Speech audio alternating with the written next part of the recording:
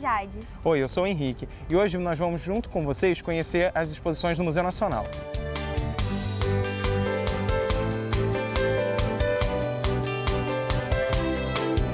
O Palácio do Museu Nacional, que fica aqui em São Cristóvão, antes foi residência da família real e imperial no Brasil. No período republicano, o palácio começa a abrigar o Museu Nacional e é nesse período que ele adquire as características que tem hoje. Entre elas, ser um museu de antropologia e ciências naturais. Mas você deve estar se perguntando, o que antropologia e ciências naturais têm a ver com a família imperial? Esses temas eram temas de grande interesse para as pessoas que aqui viveram. E hoje, as exposições do Museu Nacional nos ajudam a contar a história de diferentes povos, a origem do planeta Terra e a ocupação do território brasileiro. Agora a gente quer convidar vocês a fazer uma visita no Museu Nacional. Sejam bem-vindos!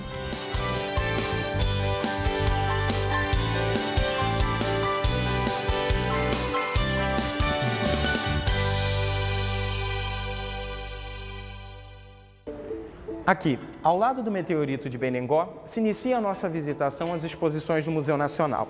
O meteorito de Benengó foi encontrado no sertão baiano, ainda no século XVIII. Mas somente no século XIX ele foi trazido para o Museu Nacional. Ele é composto de uma amálgama de diferentes minerais. É o maior meteorito encontrado no Brasil e o 16º do mundo. O meteorito trata-se de um fóssil que circula pelo espaço com o nome de meteoro. Quando ele entra pela atmosfera da Terra, ele passa a se chamar meteorito. O meteorito de Benengó nos ajuda a conhecer um pouco da formação do planeta Terra. A idade do nosso planeta Terra é de 4,6 bilhões de anos. Só que a vida só passou a existir 700 milhões de anos depois disso. Por aproximadamente 2 bilhões de anos, a vida se resumiu a cianobactérias. E aqui a gente conta essa história.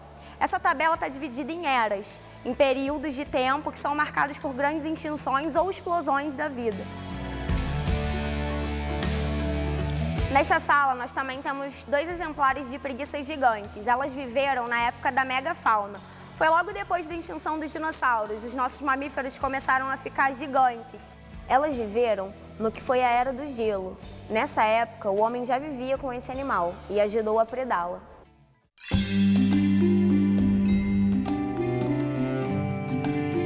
Os fósseis são vestígios de plantas e animais que podem ir desde pegadas a ossadas, que foram solidificadas ao longo de milhões de anos no planeta Terra. Aqui a gente pode conhecer um pouco do que são os fósseis.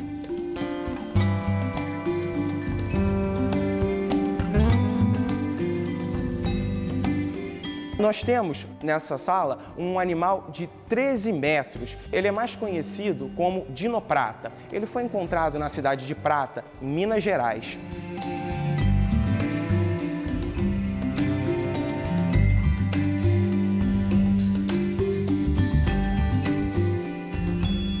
Através da exposição de evolução humana aqui do Museu Nacional, a gente consegue pensar um pouco sobre o que foi a trajetória evolutiva da espécie humana na Terra. A gente sabe que essa trajetória é derivada dos primatas, mas é importante a gente atentar para um fato. O ser humano não vem do macaco. Eles seguem linhas evolutivas diferentes, mas eles vêm sim de um elo em comum, o nosso famoso elo perdido.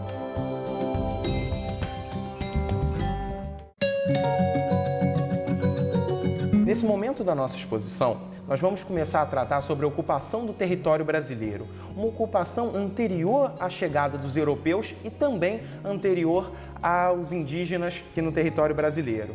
Nós vamos começar a pensar um pouco a partir dos povos de Luzia. Luzia é a representação de um dos primeiros hominídeos encontrados em território brasileiro.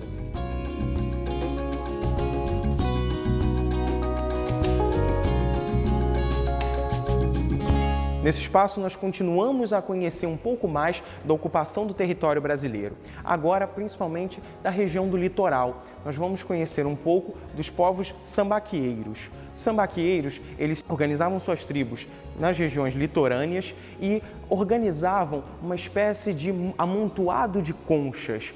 Esses amontoados de conchas, em Tupi-Guarani, são chamados de sambaquis.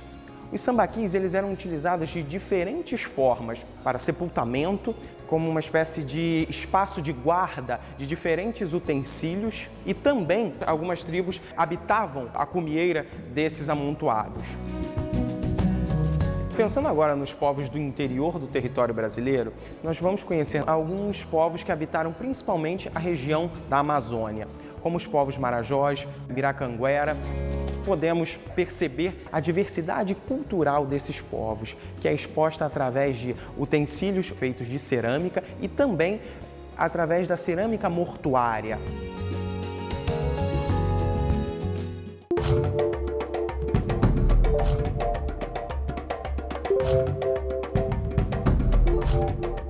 Estamos em mais uma das salas sobre a ocupação do território brasileiro. Nós vamos conhecer um pouco das diferentes produções indígenas, principalmente no século XIX e século XX. Os índios compõem uma grande parte da população brasileira, por isso é importante conhecer a cultura e a história desses povos.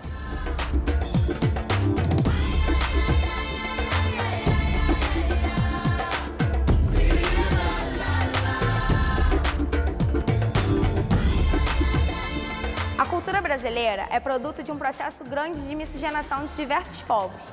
Sabemos que a cultura africana tem grande influência nesse processo. A gente vê aqui na exposição dessa sala como que foi construído tudo que a gente sabe sobre a religião africana aqui no Brasil. A gente vai ver muito sobre religião, sobre a luta e sobre os processos de colonização desses povos.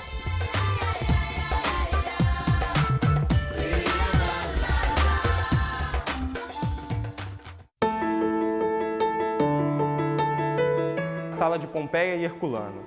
Essa é uma sala muito importante para a história do Museu Nacional, uma vez que parte da coleção dessa sala foi reunida pela Imperatriz Teresa Cristina, esposa de Dom Pedro II. No século XIX, ela financiou diversas expedições para reunir boa parte do material que se encontra nessa sala. Ela era uma grande amante das obras de arte do seu país, a Itália.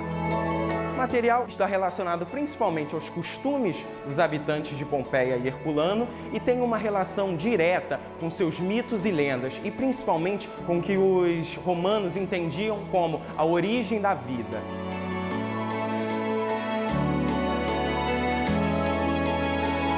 Aqui nessa sala, a maioria do acervo foi arrematado no leilão por Dom Pedro I. E também temos uma peça, que é a Chamois-Ansu. Ela foi dada de presente para o Dom Pedro II. Dentre os objetos expostos nessa sala, temos 4 múmias e algumas esquifes. As múmias nos fazem pensar muito sobre a religiosidade desse povo. Eles acreditavam que teriam que mumificar as pessoas com posição política privilegiada, porque essas pessoas passariam para o mundo dos mortos. E no mundo dos mortos, qual fosse a missão dela no mundo dos vivos, ela exerceria a mesma missão no mundo dos mortos e ela precisaria do seu corpo. Então esse corpo passava por esse processo de preservação. As esquifes, elas contêm grande parte do material escrito dessa cultura, através de símbolos como os hieróglifos. Além de múmias humanas, temos também múmias de alguns animais, como o gato, que era um animal sagrado para a cultura egípcia.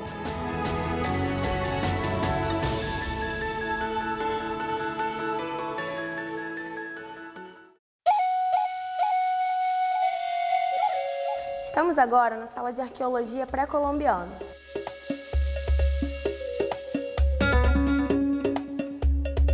Olhando o mapa no fundo da sala, a gente pode observar que desde a América Central até o finzinho da América do Sul, a gente encontra uma diversidade gigante de culturas, povos. Eles viveram sob climas diferentes, se alimentaram de formas diferentes e produziram culturas diferentes também. Uma das peças que mais chama a atenção quando a gente chega aqui nessa sala é a lhama taxidermizada. Esse animal tem 1001 utilidades para as culturas que a gente deu uma olhada ali no mapa. A lã dela serve para fazer diversos tecidos que são utilizados nos rituais, tecidos utilitaristas mesmo, como gorros, casacos.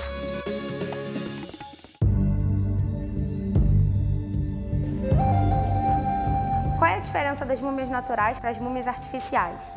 As múmias artificiais, que a gente viu na sala do Egito, elas foram embalsamadas e mumificadas através de um ritual. Aqui não. Aqui a gente encontra múmias de pessoas que morreram e foram mumificadas pela ação do tempo, pelo clima, pelo ambiente salino, pelo ambiente seco, ambiente muito frio.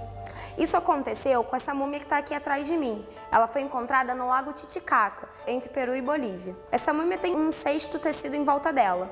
Isso quer dizer símbolo de descanso, porque o povo Aimará, no Lago Titicaca, ele dormia em posição fetal e sempre com cestos em volta para se aquecer. Outra particularidade dessa sala é que a gente encontra vestígios da época do Palácio Imperial.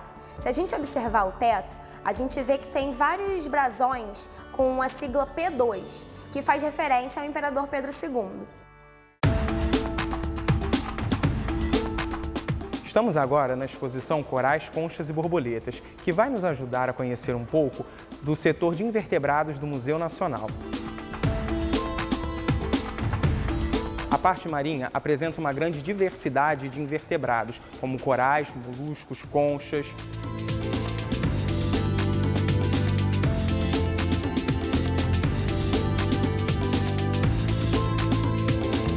Essa parte da exposição apresenta diversos insetos invertebrados terrestres e a sua relação com o homem.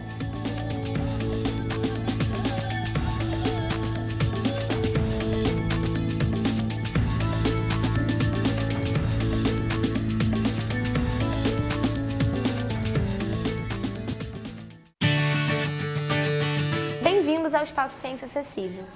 Aqui temos uma exposição piloto chamada O Mar Brasileiro na Ponta dos Dedos. Esta exposição desperta sentidos e sentimentos em pessoas deficientes visuais, com baixa visão ou videntes. As pessoas terão um contato íntimo com as peças e assim conhecerão melhor a fauna e a biodiversidade do mar brasileiro. O material biológico está exposto em ordem evolutiva, desde uma esponja marinha até o crânio de um golfinho.